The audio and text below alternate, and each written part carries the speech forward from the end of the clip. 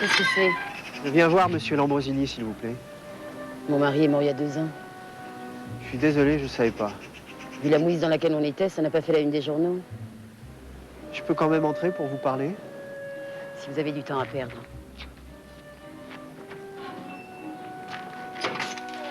Si je suis venu, c'est au sujet de l'opération de votre mari.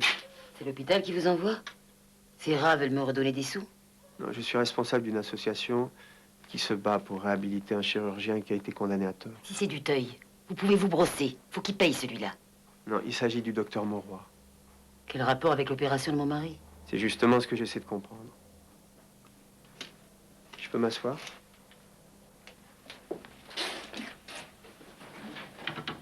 Vous voulez un café? Volontiers.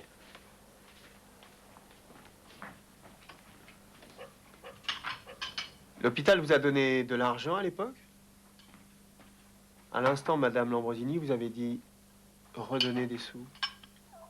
Oui. Et il y a une trace de ça? L'hôpital vous a fait un chèque? Non. C'est Monsieur Labâtisse, le directeur, qui a donné 50 000 francs en liquide à mon mari. Je sais pas combien ça fait en euros, mais pour nous, c'était une somme. Dérisoire pour une vie brisée. Vous ne trouvez pas? Avec mon mari, on a cru qu'avec cet argent, on allait s'en sortir. Le directeur et le toubib avaient promis de l'aider à trouver du boulot dans l'administration. Mais tu parles, ils ont rien fait. Vous saviez que vous pouviez attaquer l'hôpital? On est des petites gens. La justice, c'est pas pour nous. Et les avocats, c'est pas dans nos moyens. Dans notre association, il y a une avocate qui va vous aider gratuitement sur l'affaire de votre mari. Mais il est mort. Cette chaise roulante, ça l'a tué. Oui, mais vous êtes sa veuve. Vous avez droit à un vrai dédommagement. Sans parler des assurances. De l'argent, on en a déjà reçu. Ah non, Madame Lambrosini, non. Duteuil et Labâtisse ont acheté votre silence. Ils n'avaient pas envie d'avoir une enquête administrative sur le dos. Ça leur aurait coûté beaucoup plus cher et pas que financièrement, vous comprenez? Il est très bon, votre café. Vous n'êtes pas corse, alors? Non, je suis détective. Détective? Je viens voir Maria Léonie à propos d'une affaire concernant son cousin. Ah, Maria, quelqu'un pour vous? Ah, une minute. Ah, j'ai donc frappé à la bonne porte. Vous êtes originaire d'où dans l'île? Sandra, range ce saucisson, monsieur est du continent, c'est un détective. Ah, Oui, Palmer, Jack Palmer. enchanté. C'est sûrement lui. Allô? Oui, je vous ouvre. Entrez. Entrez, nous adorons la Corse. Bon, si vous voulez voir Maria, la cuisine est par là. Merci. Entrez, entrez. Sandra, ma femme. Enchantée. Thierry offre donc un verre à monsieur... Vous n'avez pas à connaître mon nom. Mais, c'est ce bon rien de Stefano Figoli. Qu'est-ce que tu me veux? Maria, ce monsieur que nous ne connaissons pas et dont nous n'avons pas très bien compris le nom, ne vient pas pour vous. Et alors, pourquoi me dérange? J'ai autre chose à faire, moi, que de venir contempler cette face de racketteur. Et vous laissez cette morue séchée m'insulter sous votre propre toit. Attendez, c'est un simple quiproquo. Oui, c'est ce détective. Un détective? Oui, c'est moi. Mais qu'est-ce que vous foutez là, vous? Mais je n'ai pas trouvé Mme Léonie dans la cuisine, alors j'ai fait le tour. Vous voulez me compromettre devant des témoins ou quoi? Ah, mais pas du tout. Sandra, arrête cette musique! Tous ces cris, ça embrouille la tête. C'est cri. Et en plus, vous insultez la musique corse. Vous allez entendre parler de nous. Mais nous aimons profondément la Corse, monsieur Figolo. Figoli, c'est pas peine de me reconduire. Je connais tous les chemins de mon pays.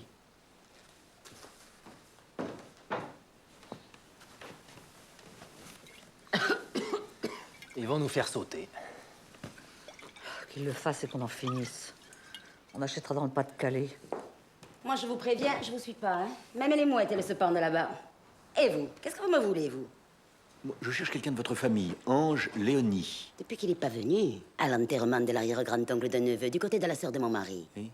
Pour moi, il fait plus partie de la famille.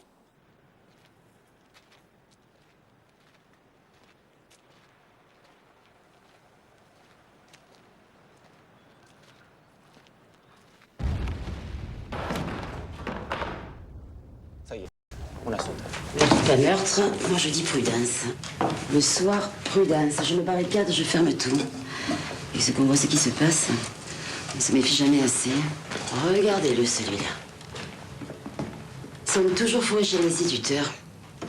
Lui, Henri et le Félix. Vous connaissez Félix? Non, pas encore. Le mangeur de Maury, on l'appelle. Ah, il en trouve dans la campagne. Et son coin, il ne montre à personne. Égoïste, vous savez. Oh, c'est terrible. Et vous, c'est comment votre prénom? Colette. Ah, j'adore Colette. Ah, c'est un prénom très très joli. Compliment, c'est pas tous les jours. Hein. Ça fait du bien de voir des étrangers parfois.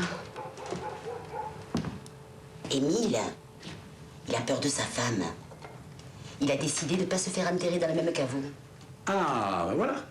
C'est pour ça qu'il creuse sa propre tombe. Il y a peut-être quelque chose à cacher encore. Hein. Elle aussi, je suppose.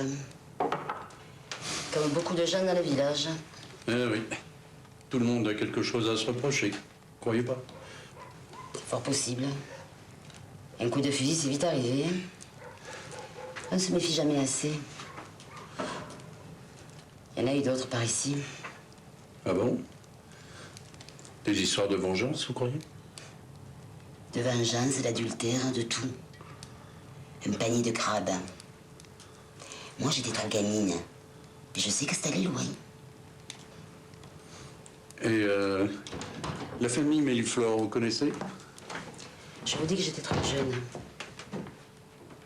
Ah, te voilà quand même, toi? Ma fille. Va donc voir le charcutier d'amour et prends-lui 2 rondes de boudin. Le charcutier d'amour? C'est joli, ça. C'est son vrai nom? Un artiste qui travaille comme un dieu. Un garçon plein d'avenir. Tu parles d'un avenir? Être obligé d'enterrer à Barle. Bah, vous aussi, vous vous ennuyez tant que ça, ici? Tout le monde, c'est n'importe quoi. On te pousse à le faire. Ah bon? À faire quoi? N'importe. Creuser ta tombe, par exemple. Oh, toi, c'est différent, hein? Pensez qu'à s'amuser. Restez souper avec nous. Et non, j'ai de la route à faire, ma petite Colette. À quelle heure je vais la prendre? Vous n'avez qu'à rester dormir. J'ai une chambre de libre, si ça vous intéresse. C'est de l'autre côté de la rue. Bon, ça me va. Allez, Ah. d'accord. Je vous sers autre chose? Non, non. Non, non, ça va, là, j'ai mon... Oh, oui, tiens, allez, un petit pastis, allez. Allez, un Bord pastis. du canal, qu'est-ce qui s'est passé? Rien. Il y a juste l'autre, le PDG, qui a voulu rentrer à Pâtes. Ah, moi, je dis le PDG. Parce que lui disait qu'il est PDG. Donc il n'y avait plus que Max et vous. Ouais.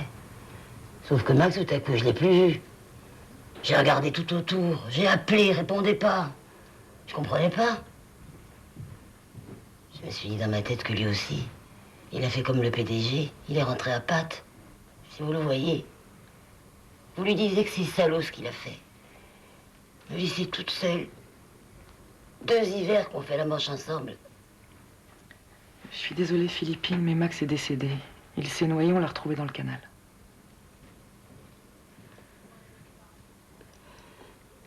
Dans le canal. Dans le canal, vous l'avez retrouvé. À un moment, il m'a dit, je rentre à la nage, Philippine. Mais elle était complètement beurrée. Je le croyais pas sérieux. Elle m'a dit la vérité vraie, là. Max, il est retourné à la nage. Apparemment, il n'a pas pu aller très loin. C'est qu'un imbécile. C'était une équipe, moi et lui. Je reposais ses habits. Lui, comme il parlait bien, c'est lui qui demandait l'argent. Comment je vais faire maintenant? Philippine, le véhicule où vous avez été embarqué, vous pourriez le décrire?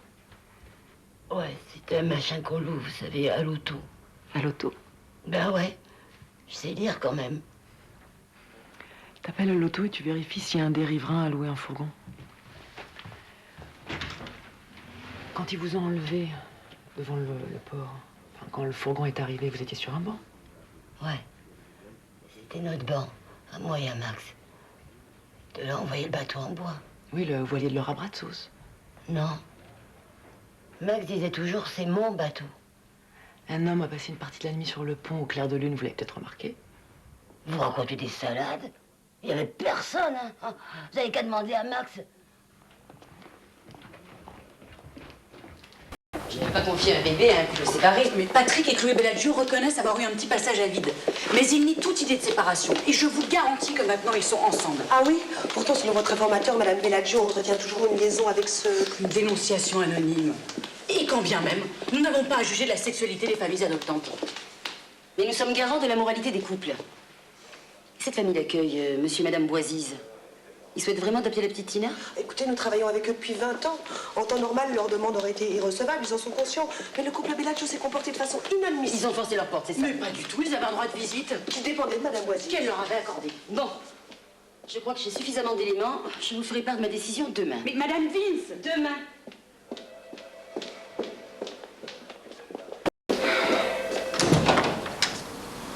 Bonjour, entrez. On vous attend dans le salon.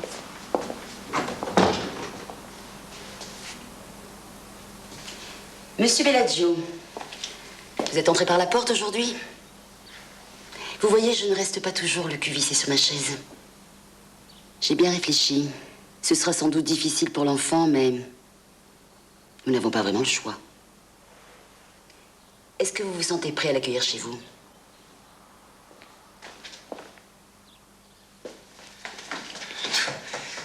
Mais là, tout de suite? Disons demain. Ah,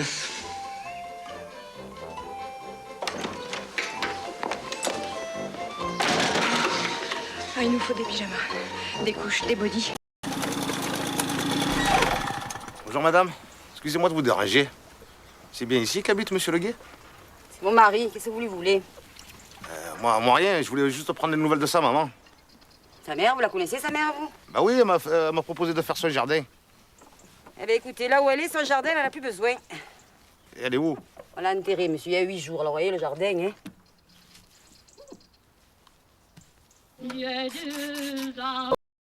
Simplement que les conditions dans lesquelles votre mère est morte me paraissent très suspectes. Et moi, je vous dis simplement, dans votre intérêt... Ma mère, elle a plus 20 ans, elle est... Ma foi, plus de 80 ans, attendez, monsieur, votre mère est en pleine forme. Moi, je l'ai côtoyée pendant 2 jours, elle est en pleine forme. Saine de corps et d'esprit, je vous le dis, moi. De quoi vous mêlez, vous, monsieur? Vous savez ce qui me Alors moi, je vous dis, cette maison, en l'état actuel des choses, il est interdit de la vendre. Je vous dis interdit parce que, si vous le faites, faites bien attention à ce que je vais vous dire. Compte tenu, je répète de ce que j'ai vu. Je préviens immédiatement les pompiers et la gendarmerie parce que vous... j'ai rien fait, moi. Non, mais franchement, la gendarmerie, non, mais Vous franchement... constituez, cette installation constitue pour le voisinage un danger immédiat. Oh, monsieur, vous exagérez Madame, quand je ne vous demande pas votre opinion à vous. Hein. C'est vous qui décidez. C'est vous. Je vous ai dit qu'il est simple de se mettre à l'abri de ce genre de choses en faisant une expertise. Maintenant, si vous voulez comprendre, vous comprenez. Si vous voulez rien comprendre, vous comprenez rien. Moi, en sortant d'ici, la gendarmerie est prévenue, les pompiers sont prévenus. Ils feront ce qu'ils ont à faire en fonction des dispositions qui existent actuellement en matière de normes pour ce genre d'installation. Maintenant, c'est tout ce que j'ai à vous dire. Mais l'expertise, il faut la faire. C'est bien clair? Quand même, qu'est-ce qu'elle avait besoin d'installer son chauffage, ta mère, hein? Ah, plus de 80 ans, un chauffage central? Et c'est joli toute sa vie, ta mère, hein? Il y a 80 balais, madame, elle veut faire la belle, là? Allez, va. Putain, quand je pense que même morte, elle m'emmerde. Bon, tu vas la fermer, connasse!